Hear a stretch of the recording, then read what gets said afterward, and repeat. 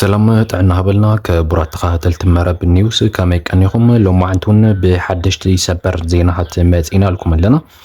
ብቀዳምነት ሎማዓንቲ ጀኖሳይደር ስርዓት ብልጽግና ኣብ ከባቢ መቐለ ንክልተ ግዜ ናይ ደብዳብ ድሮን ከም ዘካየደን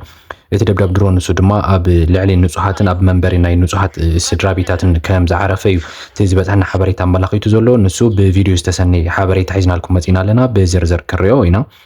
እቲ خلأي حبريتنا دما حيل تدفانو أب لعلي أب كل الأوروميا أب زنبرة ناي بلتقنا حيلي زواب مبرع ولا قاب زوسدو مع بلا ومتقعتي ما راح يشالك أن مختلون حويسو بأمايت زغط ثروة هدرات بلتقنا تهدم في سوملو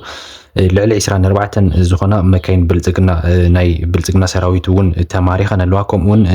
بزحزلو عدكات كمستمنزعن إذن مخاين خلاتن حيزون أزنبرة لعلي 7 مليون زقمت ناي ترى جنزب ناي بلتقنا هنا كم زي تمارخ يكافت خواب زوت حنا حبريتا زملخت زلو زي 5 مليون هالود ما أبز تفعل خوابتات كل الأمحارات كيد زلو خينات أنا خير قاتل لنا حد ريجمنت بلتقنا حيل بلتقنا دما ناب تجراي أنفت نخو قعز بحيل تدفانو ناي دباي متقعتي تفتي ملو بملو نجار ورا زي بلو 5 طرف يزبط حنا حبريتا زملخت زلو زي ون بزرزر كريو هنا كاب بلصقنا ገንዘብ ተቀቢሎም ዓበይቲ መራሕቲ ጀነራላት ትግራይ ንመቕንጻል ትእዛዝ ተዋሂቦም ዝንቀሳቐሱ ባንዳታት ኣብ ትግራይ ይንቀሳቐሱ ከም ዘለውን ድሮኳ ኣብ ትሕቲ ሓይልታት ድሕነት TDF ተታሒዞም ከም ዘለውን ዘረጋግጽናዮ ሓበሬታ በጽሕና ኣሎ እዚ እውን መን ኣበይ ዝብል ብዝተፈላለየ መልክዑ ብዝርዝር ዋላ ተዘይነገርናኩም እቲ ሓበሬታ ሃይላይቱ ናባኹም ክንብሎ ኢና ክብራት ተኸታተልቲ تناي مجرشة حبريتنا نريو دما حيلتات بلتقنا مغتلتا نايتي اب شررينا زفتصمو ورار بتوساخين خال ايكزي بانفت تسليموي باغرانيا ورار كم زغبرون بتي حيت جغنا سراويتنا دما حرحراي كم استزبطون زبطحنا حبريتا قاليعلو زيون كنريو اينا خبرات تخاتلتي حزي كن نافتناي مجمريا حبريتنا كحلفكم يقديما كن نا كل حزبنا نخبصح شير غورو كل حزبنا نزي حبريتا نزي غزيو حبريتا زي تخاتاتيلو أدلي زبالة تنقاقات نخجبرن كابستفعلوا عينة محبراو ونقودات ونخوطابن إذا حبريتا زي شير جبرلو حزين أفتناي لو ما عندي جنوسايدر سرعة بلزقنا أب مقالة كايد وزلو نايدرون دبداب كحلفكم كله لو ما عند سرعة بلزقنا عرفيدو أب كتما مقالة أب لعلي هزبن سيفيلاويان منباري بوتات دبداب درون كايدولوت يا فقد وكمبارات سعرت وتحزلو سرعة بلزقنا حزون نتي سيفيلاوي نباري نصو حزبنا كتما مقالنا دبدي بولو افتي دبداب زي دما اب كبابي روماناتن اب كبابي ناي عد شمدحون زركب ناي دعرو تمرت بيت زبال خبابن كم استفصمه يتزبطحنا حبريتا زملخت زلو بفيديو استسني حبريتاون بتحنا له خبرات تخاتلتي اسكي تو فيديو رينا نملسمو بدحريون كل حبريتاتنا بخون كنبلينا خبرات تملكتنا تريو لهم تعير وقعته أبزي أدوديات وقرقار تريو لهم أبز خباب والمنبر جزاوتي زرلا كبرات خطاتلتنا خبابي وانت أبناء سيفيل منبريات وقرقار تريو لهم يخم أقطع من بتعم حزن إيو أبناء سيفيل منبر جزا أدريانا قطع أنا هبون سلسلة شجري عسلنا هبتبتينهم حسري واللهم أبز جزا أبز قرقار تريو لهم تجزاوت كل عنيو تريو لهم سورواراتني تجزاوت تسافر بملو تريو لهم أب سيفيل جزا يا دربيا أب سيفيل منبري مندر يا دربيا تخاتلتنا تريو لهم زيايا أب زي دربيا زلا زانا لو معنت جنوسايدر سرعة بتصقنا أو زي دربيا الله أنا هم سلازا شجرونا أيو خبرات تملكتنا كبرات تقاتل تمو خمتي تريو زلهم اتي دبداب درون حزون اب ناي سيفيلاويان منم عينت وتهدراوي بيز كونه وتهدراو منقساس اب زي ولو اب كباوياو سفر حمزه علبه يتوز نغير زل خبرات تقاتلتي خمتي افت فيديو نزرانايو اب لعلي ناي نصها منبر غزا حمزه علبن تغزاهاتو زلو دما بت فنطاري نايتي دبداب كم زتغودن كم ستاتين يوز نغير زل خبرات تقاتلتي اب استفلالي خبابتاتون ناي درون منقسقاسات سلازولو نابنتوكا كاب دغعه تنبينن اب تنبين زوريا زولو خبابتات اب هاجر سلام ونحويسو عبيتي ناي درون منقسقاسات يغبر كم زولون افت خباب زولو محبرسبنا اخل زبال تنقاق نخغبرن كاب استفالاليو كاب ناي متخخابات مالتون كاب ناي محبراو نرو نشتي خاب ني درون بزي ساتح ملكو نخونن اخل زبال تنقاق نخغبرن كل محبرسبنا نخسمعن ከምኡ ድማ በቲ ናይ ብልጽግና ኣፈኛታት ዝብልዎ ዘለዉ ኣብ መዓልቲ 10 ግዜ እውን ክድብደብ ይኽእል እናበሉ ይፍክሩ ስለ ዘለዉ ሕዚ እውን ኣብ ዝተፈላለዩ ከባቢታት ናይ ትግራይ ዘሎ ማሕበረሰብና ነዚ ሓበሬታ እዚ ንኽበጽሖ ኩሉ ጥንቃቐ ክገብር በብዝኸኣሎ ኩሉ ናይ ባዕሉ ጥንቃቐ ክገብር ከምኡውን ነቲ ናይ ኣብ ወታደራውን ኣብ ሲቪላውን ምንቅስቓሳት ናይ ትግራይ ማለት እውን ኣብቲ ናይ ወታደራዊ ቤዛት ናይ ጅግና ሰራዊትና ዘሎ ምንቅስቓሳት እውን እኹል ሓበሬታ ረኺቡ እኹል ምንቅስቓሳት እኹል ጥንቃቐ ንኽገብሩ ኩላትና ሼር እናገበርና ናብ ኩሉ ህዝብና ንኽባጻሕ ንገብሮ ክብለኩም ይደሊ ክብረት ተኸታተልቲ ናብቲ ናይ ቀጻሊ ሓበሬታና ከሕልፈኩም ከለኹ ከዓ ካብ ብልጽግና ገንዘብ ተቐቢሎም ዓበይቲ መራሕቲ ጀነራላት ትግራይ ንምቕንጣል ትእዛዝ ተዋሂብዎም ዝንቀሳቐሱ ዘለዉ ባንዳታት ኣብ ትግራይ ይንቀሳቐሱ ከም ዘለውን ድሮኳ ኣብ ትሕቲ ሓይልታት ድሕንነት ጀጋኑ ሰራዊትና TDF ተታሒዞም ከም ዘለውን ይተረጋጊጹ ዘሎ እዚ ሓበሬታ እዚ ኣቐድመ ኣቢልና ኣብ ቅድሚ 2 ሰሙን ዝኸውን ናባኹም ዘረጋግጽናዮ ዘበጻሕናዮ ሓቂ እዩ ክቡራት ተኸታተልቲ እዚ ሓበሬታ እዚ ኣብ ዝሓለፈ ሰሙን ናባኹም ክነብሎ ከለና ኣብ ትግራይ ኣብ ዝተፈላለዩ ከባቢታት ናይ ጸላኢ ልኡኽቶ ሒዞም ኣብ ልዕሊ ጅጋኑ ሰራዊትናን ኣብቲ ናይ ላዕለዎት መሪሕነት ናይ ሰራዊትናን ናይ ፖለቲካዊ ትግራይ ምምሕዳራትን ዘሎ ስጉምቲ ንኽወስዱ ዝንቀሳቐሱ ብዙሓት ሰባት ከም ዘለውን ብዙሓት ብበዝሒ ተዘሪኦም ከም ዘለውን ናባኹም ኣቢልና ነርና ናይዚ መረጋገፂ ክኸውን ዝኽእል ድማ ሎማዓንቲ ጽቡቕ ዜና እናሰማዕና ኢና ንርከብ እዙይ እንታይ እዩ ኣብ ትሕቲ ሓይልታት ድሕነት ናይ TDF ከም ዝኣተውን ኣብ ዝተፈላለዩ ከባቢታት ድማ ናይ ብልጽግና ኦፒ ኮይኖም ከምኡውን ናይ ብልጽግና ልኡኽቶ ሒዞም ኣብ ዝተፈላለዩ መሪሕነት ናይ ትግራይ ጥቕዓት ንኸብጽሑ ዝተዳለዉ ብዙሓት ተጠርጠርቲ ኣብ ትሕቲ ቀይዲ ናይ ድሕንነት ናይ TDF ኣትዮም ኣለዉ ነዚ ኣብነት ብምግባር ድማ ኣብ ከባቢታት ናይ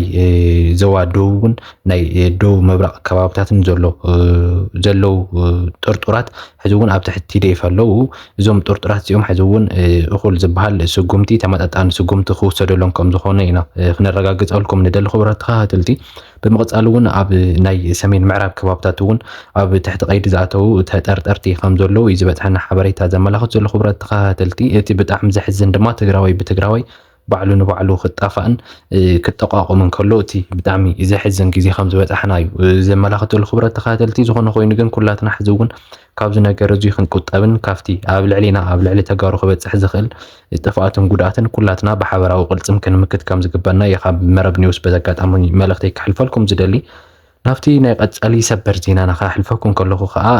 ንትግራይን ተጋሩን ነቲ ቃልስና ከበረሃትዕ ዝኽእል ዓብይ ዜና እዩ ወፂኡ ዝርከብ ንሱ እንታይ እዩ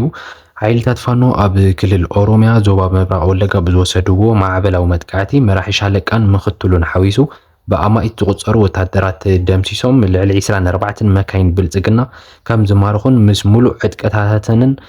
ሙሉእ ሒዞንኦ ዝነበራ ልዕሊ 70 ሚልዮን ዝግመት ቅርሺ ዘለዎ ጥረ ቅርሺ ማለት እዩ ማሪኾም ከም ዘለውን እቲ ዝበፅሐና ዘሎ ሓበሬታ ዘመላኽት ዘሎ ክቡራት ተኸታተልቲ ኣብ ዞባ ምብራቕ ወለጋ ዓበይቲ ኣብ ቀረባ ግዜ ዝተደራጀወ ናይ ፋኖ ምንቅስቓስ ሕዚ እውን ዓበይቲ ምንቅስቓሳት እናገበረ እዩ ዝርከብ ኣብ ልዕሊ ናይ ብልጽግና ሓይልታት ድማ ዓበይቲ ስጉምታት እናወሰደ እዩ ዝርከብ ነዚ መቐጻልታ ድማ 3 ክፍለ ጦር ናይ ፋኖ ኣብ ልዕሊ ብልጽግና ብዝወሰድኦ መጥቃዕቲ ዝተፈላለዩ መሳርሕታት ክማራኽ ክኢሉ ኣሎ ከምኡውን ዝተፈላለዩ ናይ ሻለቃ ኣዛዚ ሓዊሱ ምኽትሉን ባዕሉን ብሓደ ግዜ ክማርኹ ክኢሎም ኣለዉ ማለት እዩ ክቡራት ተኸታተልቲ ኣብዚ ግንባር እዚ 24 ፓትሮልን ካልኦት ተሽከርከርቲ ዓበይቲ ተሽከርከርትን ናይ ፅዕነት ተሽከርከርትን ከም ዝተማረኹን እዩ ዝግለጽ ዘሎ ከምኡ ከዓ 196 ክላሽንን እቲ ካብዚኣቶም ውሽጢ ድማ 75 ጸሊም ክላሽን ከም ዝኾነን 2 ብሬንን 2 ስናይፐርን ከምኡውን ናብ 70 ሚልዮን ዝግመት 3 ኩንታል ቅርሺ ከም ዝተማረኸን ናይ ሻለቃ ኣመራርሓን ናይ ምኽትሉን ሓዊሱን ከም ዝተማረኹን ከም ዝተደምሰሱን እዩ ዝነገር ዘሎ እዞም ዝተፈላለዩ ናይ መሳርሕታት ሒዞም ዝጓዓዙ ዝነበሩ ናይ ብልጽግና ሓይልታት ድማ ምስ ሙሉእ ተተኮስቶምን ምስ ሙሉእ መሳርሕታቶም እዮም ተማሪኾምን ተደምሲሶምን ዘለዉ ኣብቲ ከባቢ ብ3 ክፍለ ጦራት ናይ ፋኖ ዝተኻየደ መጥቃዕቲ ድማ ዕዉት ከም ዝነበረን ኣብቲ ናይ መከላከያ ሓይሊ ድማ ወራር 4 ናይ መከላከያ መኪና ጥራይ ከም ዘምለጣን ካብተን 28 ናብቲ ከባቢ ተኸቢበን ዝነበራ መኪና ተን 4 ጥራይ ከም ዝለጣ ከም ዝኸኣለን ተን 24 ግን ብፋኖ ከም ዝተመቓማራኻን ፍርቀን ድማ ከም ዝተቓጸለን እዩ እናተነገረ ዝርከብ ብቪድዮ ዝወፀ ሓበሬታ እውን ከም ዘመላኽቶ ዘሎ ክቡራት ተኸታተልቲ እዚ ሕዚ እውን ነቲ ናይ ሰሜናውያን ቃልሲ ዘጠናኽር ምዕባለ እዩ ኮይኑ ዘሎ ናብ ወለጋ ቀፂሉ ዘሎ መጥቃዕቲ ናይ ፋኖ እዚ ጥራይ ዘይኮነ ኣብ ዝተፈላለዩ ከባቢታት ናይ ሰሜን ወሎ እውን ዓበይቲ መጥቃዕትታት እናተኻየዱ እዮም ዝርከቡ ከም ዝፍለጥ ኣብ ክልል ኣምሓራ ብሓይልታት ፋኖ ዝተፈላለዩ ከባቢታት ናይ ደባይ መጥቃዕትታት እናተኻየዱ እዮም ዝርከቡ ካብ ሰሜን ወሎ ጀሚሩ ክሳብቲ ናይ ሰሜን ሸዋ ዘሎ ከባቢታት ከምኡውን ክሳብ ናይ ጎጃምን ጎንደርን ከባቢታት ዘሎ ናይ ኣዊ ብሄረሰብ ዝበሃል ናይ እዳውን ተኻሎትን ከባቢታት ዓበይቲ መጥቃዕትታት እናተፈጸሙ እዮም ዝርከቡ ከምኡውን ኣብ ደብረ ማርቆስን ከባቢኡን እውን ኣብ ዝቕና ዝተፈጸመ ዓበይቲ መጥቃዕትታት ከም ዘሎ እዩ ከዝበፅሐና ዘሎ ሓበሬታ ዘመላኽት ዘሎ እቲ ሓደ ዓብይ ደስ ዝብል ዜና ድማ ናብ ትግራይ እናተጓዓዘ ዝነበረ ሓደ ሬጅመንት ሙሉእ ናይ ብልጽግና ሓይሊ ሙሉእ ብሙሉእ ብሓይልታት ፋኖ ከም ዝተደምሰሰን ነጋር ወረ ዘይብሉ ከም ዝተረፈን እታ ሬጅመንት ሙሉእ ብሙሉእ ድማ ኣብ ትሕቲ ቁፅፅር ፋኖ ከም ዝኣተወትን ፍርቁ ሙት ፍርቁ ቁስልን ሙሩኽን ጥራይ ከም ዝገበርዎን ምንም ዓይነት ዘምለጠ ናይ ብልጽግና ሓይሊ ከም ዘይሎን እዩ ዝበፅሐና ሓበሬታ ዘመላኽት ዘሎ እዚ ነቲ ናይ ትግራይ መንቀሳቐስ ነቲ ናይ ሰሜናውያን ቃልሲ ዘጠናኽር ዓበይቲ ምዕባለታት ኣብ ሰሙን እዚ ዝማዕበሉ እዮም ዝኾኑ ዘለዉ ቀጻሊ እውን እቲ ዘሎ ምዕባለታት እንታይ ይመስል ዝብል ናባኹም ክነብሎ ኢና ክቡራት ተኸታተልቲ ሓይልታት ብልጽግና እቲ ናይ መጨረሻ ሓበሬታ ከሕልፈልኩም ዝደልኹ ከዓ ሓይልታት ብልጽግና መቐጻልታ ናይቲ ኣብ ሸረሪና ዝፈጸምዎ ወራር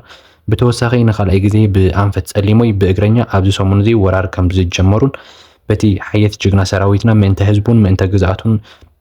ክብሩን ክብል ዝዋደቕ ዘሎ ጅግና ሰራዊትና ድማ ሕራይ ከም ዝተዘበጡን እዩ ዝበፅሐና ሓበሬታ ዘመላኽት ዘሎ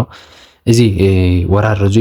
ኣብ ዝተወሰነ መዓልታት ከም ዝነበረን ብንጹር ክንገልጾ ዘይደለናን ከም ዝኾነን በቲ ናይ ወረርቲ ሓይልታት እውን ዘይተገለጸ እውን ስለ ዝኾነ ከምኡውን በቲ ናይ ላዕለዋይ መሪሕነት ናይ ሰራዊትና እውን ዘይተገለጸ ስለ ዝኾነ እዚ ዝበሃል መብራህርሂ ነቕርበሉ ነገር ኣይኮነን ዝኾነ ኮይኑ ግን እቶም ጀጋኑ ሰራዊትና ሕዚ እውን ብኩሉ ኣንፈት ናብ ትግራይ ክመጽእ ዝኽእል ጸላኢ ሕርሕራይ እናወቕዕዎ ከም ዝርከቡን እቲ ናይ ጸሊሞይ ናይ ሎምቆነ ኣብ ልዕሊ ብልጽግና ዘብፅሕዎ ክሳራ ድማ ሙቱን ቁስሉን ሙሩኽን ከም ዝገበርዎን እዩ ዝበፅሐና ሓበሬታ ኣመላኺቱ ዘሎ ኣብዚ ግንባር እዚ ዓብይ ዓወት ከም ዝተሓፈሰን ምንም ዓይነት ክሳብ ሕዚ ብዓበይቲ መሪሕነት ዝተነገረ ነገር ከም ዘየለን እዩ ዝበፅሐና ሓበሬታ ዘመላኽት ዘሎ ክቡራት ተኸታተልቲ እዚ ነገር እዚ ሕዚ እውን እቲ ኣብ ዞባናን ኣብ ከባቢናን ዝምዕብል ዘሎ ሓበሬታታት በብግዚኡ ናባኹም ክነብፅሕ ኢና ነዚ ንምክትታል ድማ ሳብስክራይብ እናገበርኩም ምሳና ቤተሰብ ኩኑ ክንብለኩም ንደሊ ክቡራት ተኸታተልቲ ኣብ መጨረሻ ሕዚ እውን ደጊምና ክነመሓላልፎ ንደሊ መልእኽቲ ድማ